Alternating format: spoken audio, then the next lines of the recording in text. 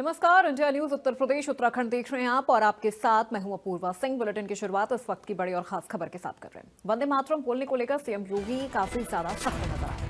सभी स्कूलों में वंदे मातरम बोलना अनिवार्य है। सीएम ने कहा कि एआईएमजे के राष्ट्रीय अध्यक्ष मौलाना शहाबुद्दीन रिजवी का बयान मुस्लिम भी करते हैं वंदे मातरम का सम्मान। संविधान ने हर शख्स को आजादी दी है। तो सीएम योगी का वंदे मातरम को लेकर कहना है कि मुस्लिम भी वंदे मातरम का सम्मान करते हैं। आपको बता दें, वंदे मातरम राष्ट्रीय गीत को 150 वर्ष पूरे हो गए हैं। वंदे मातरम बोलने को लेकर सीएम योगी सख्त नजर आए। सभी स्कूलों में वंदे मातरम बोलना अनिवार्य है। एआईएमजे के राष्ट्रीय अध्यक्ष मौलाना शहाबुद्दीन रिजवी का बयान। उन्होंने कहा कि मुस्लिम भी करते हैं वंदे मातरम का सम्मान। संविधान ने हर शख्स को आजादी दी है। तो एक बार फिर से वंदे मातरम राष्ट्रीय गीत को लेकर ये क्रिया प्रतिक्रियाएं सामने आ रही हैं। शहाबुद्दीन रिजवी ने कहा कि मुस्लिम भी वंदे मातरम का सम्मान करते हैं, लेकिन संविधान में सबको बराबर का हक दिया गया है। मुस्लिम भी वंदे मातरम का सम्मान करते हैं, लेकिन संविधान ने हर शख्स को आजादी दी है। तो वंदे मातरम बोलने को लेकर सीएम योगी काफी सख्त। उन्होंने कहा कि हर स्कूल में वंदे मातरम बोलना अनिवार्य है। सभी स्कूलों में वंदे मातरम बोलना अनिवार्य है। सीएम योगी आदित्यनाथ ने कहा। एआईएमजे के राष्ट्रीय अध्यक्ष मौलाना शहाबुद्दीन रिजवी का बयान। कहा, मुस्लिम भी करते हैं वंदे मातरम का सम्मान।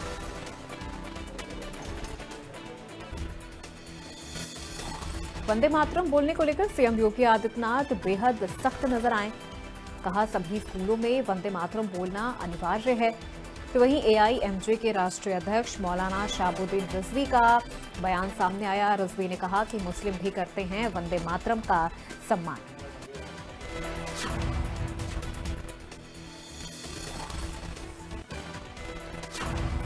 और इसी खबर पे ज्यादा जानकारी के साथ सहयोगी नरेंद्र यादव हमारे साथ लाइव जुड़ चुके हैं। सीधे उनका रुख करते हैं। नरेंद्र, एक तरफ सीएम योगी आदित्यनाथ काफी सख्त नजर आ रहे हैं स्कूलों में वंदे मातरम बोलने को लेकर, तो वहीं शहाबुद्दीन रिजवी कह रहे हैं कि संविधान सबको आजादी देता है। यानी वो ये क्या कहना चाह रहे हैं? वो ये कहना चाह रहे हैं कि संविधान अगर आजादी दे रहा है, हम सम्मान करते हैं, लेकिन हम वंदे मातरम बोलेंगे नहीं।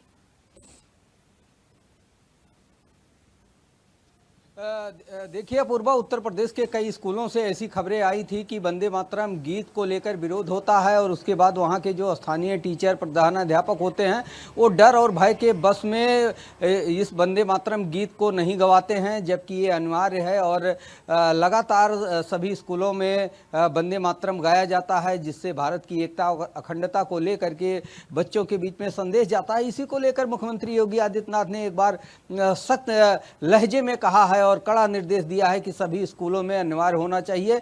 और उन्होंने इस बात का जिक्र भी किया कि इसके लिए कांग्रेस तुष्टीकरण की नीति की और वंदे मातरम का विरोध जिन्ना किया करते थे, उन्होंने विरोध किया था और एक बार वो मंच से उठकर 1922 में चले गए थे। उसके बाद भारत के विभाजन का भी कारण बना वंदे मातरम का विरोध। तो एक तरीके से सीएम योगी आदित्यनाथ ने साफ तौर पर कहा कि अब देश में कोई जिन्ना पैदा होने नहीं दिया जाएगा। अब चाहे जो बयान कर रहे हों, आज़ादी के नाम पर देश का विरोध नहीं हो सकता, राष्ट्रगान का विरोध नहीं हो सकता है, उन्हें कानून के दायरे में आना होगा। उत्तर प्रदेश में कानून व्यवस्था है, अगर कोई इसका पालन नहीं करता तो उसके खिलाफ कार्रवाई की जाएगी। राजनीतिक बयानबाजी चाहे जो कर ले, अगर सीएम ने इस मामले पर बोला है तो निश्चित तौर पर इस पर कार्रवाई होगी। लेकिन कहीं ना कहीं इस मामले पर लोग राजनीति करना चाहते हैं, धर्म की आड़ में छुपना चाहते हैं और पॉलिटिक्स करना चाहते हैं, खेमेबंदी करना चाहते हैं। इसका भी जिक्र मुख्यमंत्री योगी आदित्यनाथ ने किया है और उन्होंने कहा कि इस पे राजनीति हो रही जो दुर्भाग्यपूर्ण है। लेकिन उन्होंने जिस तरीके से सख्त लहजे में संदेश दिया है उससे साफ है कि अब सभी स्कूलों में राष्ट्रगान गाया जाएगा और जहां पर इसका विरोध होगा उनके खिलाफ भी कानूनी कार्रवाई की जाएगी। आज़ादी का मतलब ये नहीं है कि देश का या प्रदेश का या सरकारी आदेशों का उल्लंघन किया जाए। और राष्ट्रगीत का लोग सम्मान करते हैं और ये हमारी आज़ादी का एक प्रतीक था।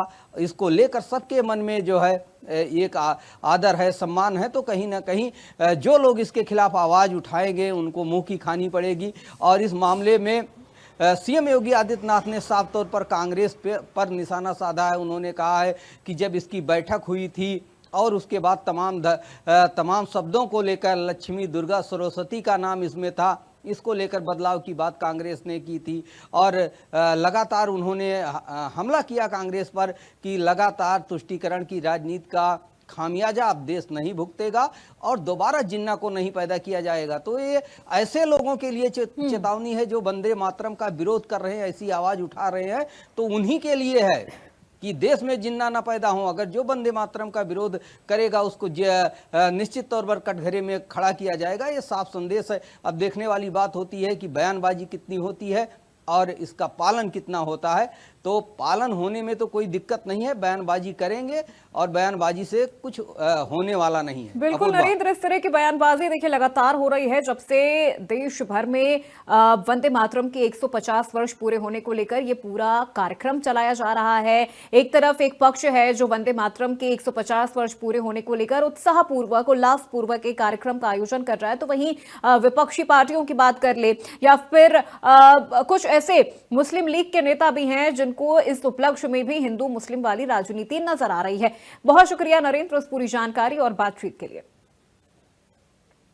और बड़ी जानकारी इस वक्त की एक और आपको बता रहे हैं, देश में एक बड़ी आतंकी साजिश को नाकाम किया गया है। फरीदाबाद से 360 किलो विस्फोटक बरामद हुआ है। 360 किलो अमोनियम नाइट्रेट बरामद हुआ है। अब तक 2 लोगों की गिरफ्तारी हुई है। फरीदाबाद से डॉक्टर मुजम्मिल को पकड़ा गया है और दूसरे आरोपी की गिरफ्तारी सहारनपुर से हुई है। ये बड़ी जानकारी आपको दे रहे हैं। आजाद सुलेमान सुहेल ने लखनऊ में रेकी की थी। सुलेमान शामली सुहेल लखीमपुर का रहने वाला है। अहमदाबाद, लखनऊ, दिल्ली में कई जगह ये गए थे। सीमा पर हैंडलर ड्रोन के जरिए हथियार भेजता था।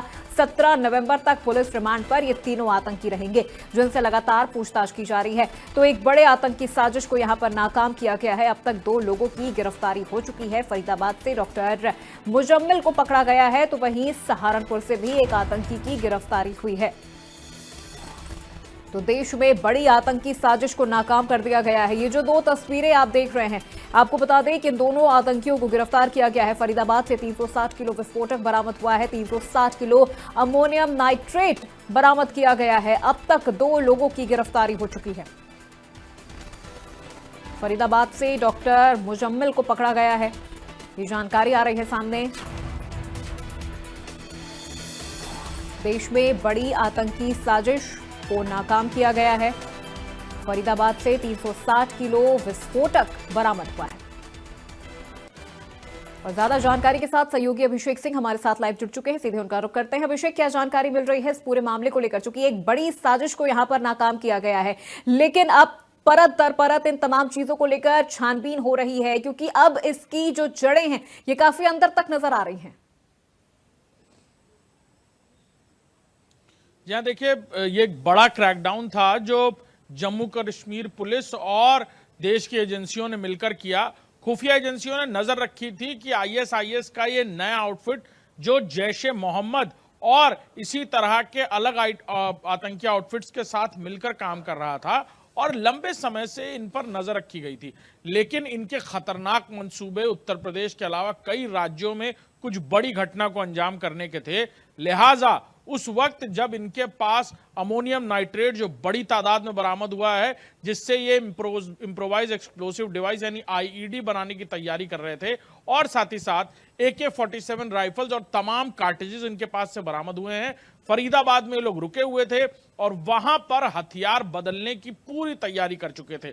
उस दौरान जम्मू कश्मीर पुलिस और खुफिया एजेंसियों ने इस क्रैकडाउन में इन तीनों को गिरफ्तार किया और फिर जो जानकारियां मिली कि इनमें से 2 पश्चिमी उत्तर प्रदेश के रहने वाले हैं और ये तीनों ही पूरी तरह ट्रेंड आतंकी हैं। अब एजेंसीज और जम्मू कश्मीर पुलिस और साथ ही साथ ATS की टीम्स इस बात का पता लगाने में जुटी हैं कि आखिर इनके हैंडलर्स कहां थे। इनके हैंडलर्स पाकिस्तान में थे, क्योंकि ISIS की शुरुआत इराक युद्ध में सीरिया से हुई थी, तो सीरिया में भी ISIS का एक बड़ा आउटफिट है। तो क्या वहां से इनके हैंडलर्स इन्हें आदेश दे रहे थे, और भारत में कौन कौन लोग हैं जो इनकी मदद कर रहे हैं, और क्या इस पूरे टेररिस्ट मॉड्यूल के सिर्फ 3 ही लोग हैं या बाकी और लोग?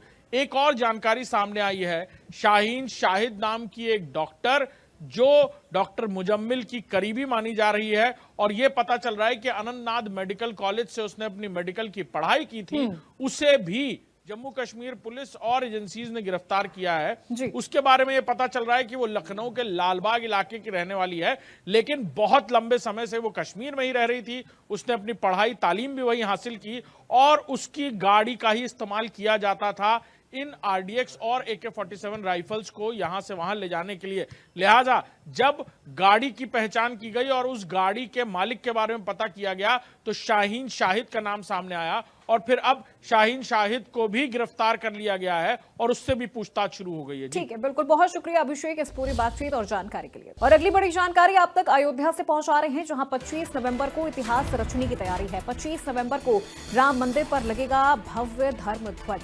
पीएम नरेंद्र मोदी मंदिरों के शिखर पर फहराएंगे ध्वज। केसरिया नायलॉन ध्वज पर अंकित ओम प्रतीक के साथ फहराया जाएगा ध्वज। 3 घंटे अयोध्या में रहेंगे प्रधानमंत्री नरेंद्र मोदी। दोपहर 12 बजे से 12:30 बजे तक शुभ मुहूर्त है। पीएम मोदी मंदिर परिसर का अवलोकन करेंगे। प्रथम तल पर राम परिवार की प्रतिमाओं के दर्शन भी करेंगे। इस ध्वज पर अंकित ओम प्रतीक के साथ ये ध्वज फहराए जाएंगे। दोपहर 12 बजे से 12:30 बजे तक का ये शुभ मुहूर्त है और करीब 3 घंटे तक प्रधानमंत्री नरेंद्र मोदी रहने वाले हैं। 25 नवंबर को इतिहास रचने की तैयारी है अयोध्या में। 25 नवंबर को राम मंदिर पर लगेगा भव्य धर्म ध्वज। पीएम नरेंद्र मोदी मंदिर के शिखर पर ये ध्वज फहराएंगे और ध्वज पर अंकित ओम प्रतीक के साथ ये ध्वज फहराया जाएगा। दोपहर 12 बजे से 12:30 बजे तक का ये शुभ मुहूर्त है और इसी शुभ मुहूर्त में इस धर्म ध्वज को फहराया जाएगा। करीब 3 घंटे तक पीएम नरेंद्र मोदी अयोध्या में रहने वाले हैं। तो अयोध्या में 25 नवंबर को एक बड़ा कार्यक्रम, एक बड़ा इतिहास रचा जाएगा जब पीएम नरेंद्र मोदी मंदिर के शिखर पर धर्म ध्वज फहराएंगे। दोपहर 12 बजे से 12:30 बजे तक ये शुभ मुहूर्त है इस कार्यक्रम का और करीब 3 घंटे तक प्रधानमंत्री नरेंद्र मोदी अयोध्या में मौजूद रहेंगे। तो 25 नवंबर को अयोध्या एक बार फिर इतिहास रचने की तैयारी में है। 25 नवंबर को राम मंदिर पर लगेगा भव्य धर्म ध्वज और पीएम नरेंद्र मोदी इस धर्म ध्वज को मंदिर के शिखर पर फहराएंगे।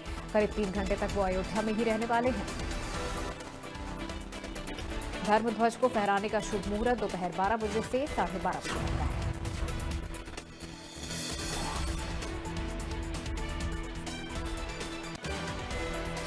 और हमारे सहयोगी अनिल मिश्रा हमारे साथ अयोध्या से लाइव जुड़े हैं। एक बार उनका रुख करते हैं, जानते हैं इस पूरे कार्यक्रम की रूपरेखा। अनिल, जानकारी दीजिए, आखिर किस तरह से अयोध्या 25 नवंबर को एक बार फिर से इतिहास रचने जा रहा है इस धर्म ध्वज के जरिए?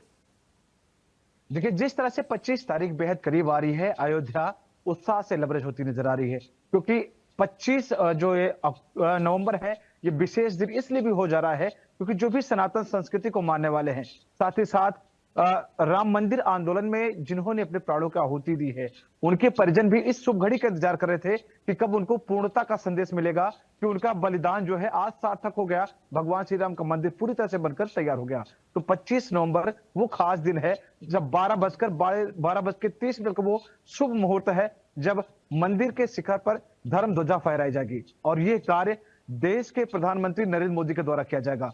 करीब 3 घंटे रामनगरी अयोध्या में रहेंगे, जहां पर वो भूतल पर स्थित गर्भगृह जहां 5 वर्षीय रामलला विराजमान है, वहीं पर मंदिर के प्रथम तल पर जहां पर राम दरबार बनाया गया है, वहां पर वो जाएंगे और दर्शन पूजन करेंगे। इसके बाद जो मंदिर के साथ अन्य जो मंदिर हैं वहां भी पहुंचेंगे और वहां भी वो दर्शन पूजन करेंगे। आपको बताते चलें कि मंदिर में धर्म ध्वजा के साथ साथ जो मंदिर के साथ में सहायक और मंदिर हैं, शिव मंदिर, वहां पर भी धर्म ध्वजा फहराई जाएगी। तो इसलिए काफी खास हो जाता है। इस धर्म ध्वजा में जो ध्वजा फहराई जाएगी मंदिर के शिखर पर, वो करीब 205 फीट ऊपर फहराई जाएगी, तो जिसमें सुरक्षा के साथ धर्म ध्वजा फहराया जा सके, इसलिए सेना का भी सहयोग लिया गया है, रक्षा मंत्रालय से भी सहयोग लिया गया है कि ये जो पूरा कार्यक्रम है बेहतरीन, बहुत ही खूबसूरत ढंग से संपन्न हो। अब बात करते हैं अयोध्या की। अयोध्या की गलियां, अयोध्या के मठ, अयोध्या के मंदिर सब इंतजार कर रहे थे उस शुभ घड़ी का जो 25 नवंबर को होने जा रहा है।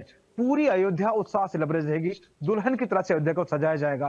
पूरी अयोध्या ही नहीं, हर राम भक्त बिल्कुल ईश्वर- बिल्कुल अनिल, यानी एक बार फिर से 25 नवंबर को अयोध्या में इतिहास रचा जाएगा। अयोध्या वासियों के लिए एक बड़ा ये दिन रहने वाला है। खबर आगरा से है, जहां खाद्य सुरक्षा विभाग की बड़ी कार्रवाई हुई है। खैरागढ़ में बजरंग डेयरी पर छापा मारा गया है। केमिकल से दूध बनाने वाली फैक्ट्री का भांडाफोड़ हुआ है। देहात में डेयरी पर बन रहा था केमिकल का दूध। भारी मात्रा में दूध बनाने का अवैध ये कारोबार चल रहा था। केमिकल बरामद किया गया है। मौके से 5300 लीटर मिलावटी दूध भी नष्ट कराया गया है। डेयरी संचालक पवन शर्मा प्रमोद के खिलाफ एफआईआर दर्ज की गई है। भारी मात्रा में केमिकल जब्त किया गया है। कीमत 5 लाख से ऊपर है। बजरंग डेयरी पर बनाया जा रहा था जहरीला दूध। डेयरी का संचालन बंद हो गया है और लाइसेंस भी निलंबित कर दिया गया है। आगरा के खेड़ागढ़ स्थित डूंगरवाला का ये मामला है। खैरागढ़ में बजरंग डेयरी पर छापा मारा गया है।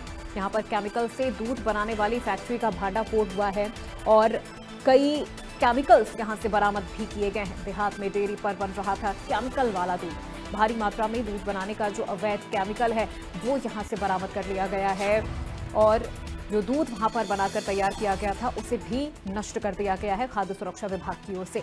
तो खाद्य सुरक्षा विभाग की ओर से ये बड़ी कार्रवाई, खेरागढ़ में बजरंग डेयरी पर छापा मारा गया है। यहां पर केमिकल के जरिए दूध बनाया जा रहा था और दूध बनाने वाली फैक्ट्री का भांडाफोड़ हुआ है, जो यहां पर हानिकारक केमिकल का इस्तेमाल कर रही थी दूध बनाने के लिए। और ज्यादा जानकारी के साथ सहयोगी मयंक हमारे साथ लाइव जुड़ चुके हैं, सीधे उनका रुख करते हैं। मयंक, क्या जानकारी मिल रही है इस फैक्ट्री को लेकर?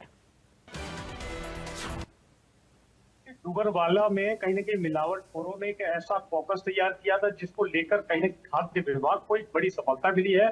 और ऐसी में रात्रि में जब कार्रवाई की गई तो 5300 लीटर दूध बरामद हुआ, जिसकी कुल कीमत अगर 26 लाख रुपए से ज्यादा आकी जा रही है। और ऐसे में रिकॉर्ड तकलीफ केमिकल और तमाम प्रोडक्ट वहां से बरामद हुए हैं, उनकी भी कीमत लगभग 5 से 7 लाख रुपए के बीच आकी जा रही है। और ऐसे में अगर देखा जाए तो महेंद्र श्रीवास्तव जो कि खाद्य सहायक आयुक्त है, उनके नेतृत्व में ये कार्रवाई हुई है। कार्रवाई ने सीधे तरीके से एक उदाहरण दिया है मिलावटखोरों का।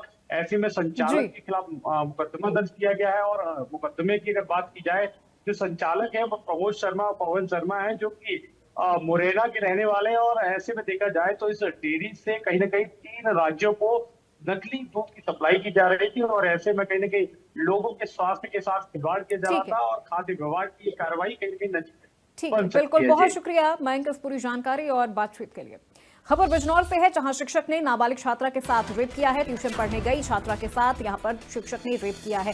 पीड़ित के पिता ने आरोपी के खिलाफ तहरीर भी दी है और शिक्षक तनवीर के खिलाफ मामला दर्ज करवा दिया गया है। पुलिस आरोपी की तलाश में जुटी है। हल्दौर के झालू के मोहल्ला इस्लामाबाद का ये मामला बताया जा रहा है। पीड़ित के पिता ने तहरीर दर्ज करवाई है, मुकदमा दर्ज हो गया है और आरोपी शिक्षक की तलाश शुरू कर दी गई है। बिजनौर से खबर, नाबालिग छात्रा से दुष्कर्म का मामला सामने आया है। ट्यूशन पढ़ने गई छात्रा के साथ शिक्षक ने रेप किया है। तो पीड़ित के पिता ने आरोपी के खिलाफ तहरीर दी है। पुलिस ने मुकदमा दर्ज कर लिया है और आरोपी की तलाश शुरू कर दी गई है।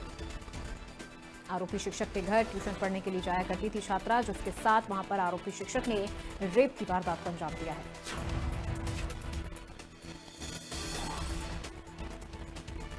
तो बिजनौर से खबर, नाबालिग छात्रा से दुष्कर्म का मामला। ट्यूशन पढ़ने गई छात्रा के साथ शिक्षक ने रेप की वारदात को अंजाम दिया है।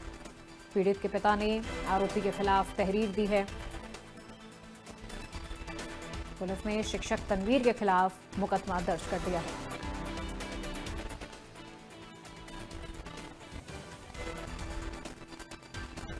तो पीड़ित के पिता ने आरोपी के खिलाफ तहरीर दी है। पुलिस ने शिक्षक तनवीर के खिलाफ मुकदमा दर्ज कर लिया है।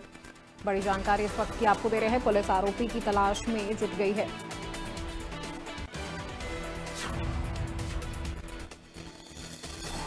तो बिजनौर से यह खबर, नाबालिग छात्रा से दुष्कर्म का मामला सामने आया है। ट्यूशन पढ़ने गई छात्रा के साथ शिक्षक ने रेप की वारदात को अंजाम दिया है। पीड़ित के पिता ने आरोपी के खिलाफ तहरीर दी है। पुलिस ने शिक्षक तनवीर के खिलाफ मुकदमा दर्ज कर लिया है। पुलिस आरोपी की तलाश में जुट गई है। बड़ी जानकारी इस वक्त की आपको दे रहे हैं। बिजनौर से खबर, नाबालिग छात्रा से दुष्कर्म का मामला आया सामने। पुलिस ने शिक्षक तनवीर के खिलाफ किया मुकदमा दर्ज। पुलिस आरोपी की तलाश में जुटी।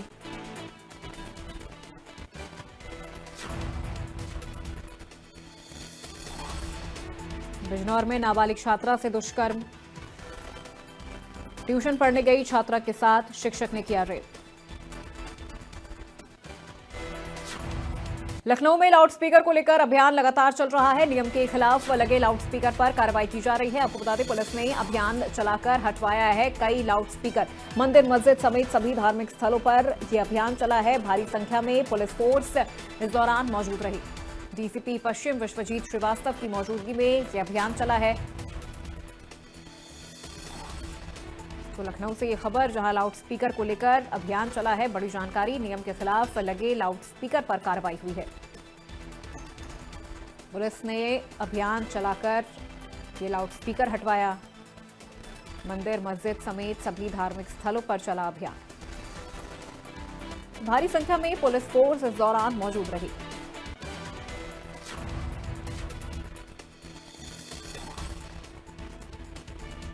तो लखनऊ में लाउडस्पीकर को लेकर चल रहा अभियान।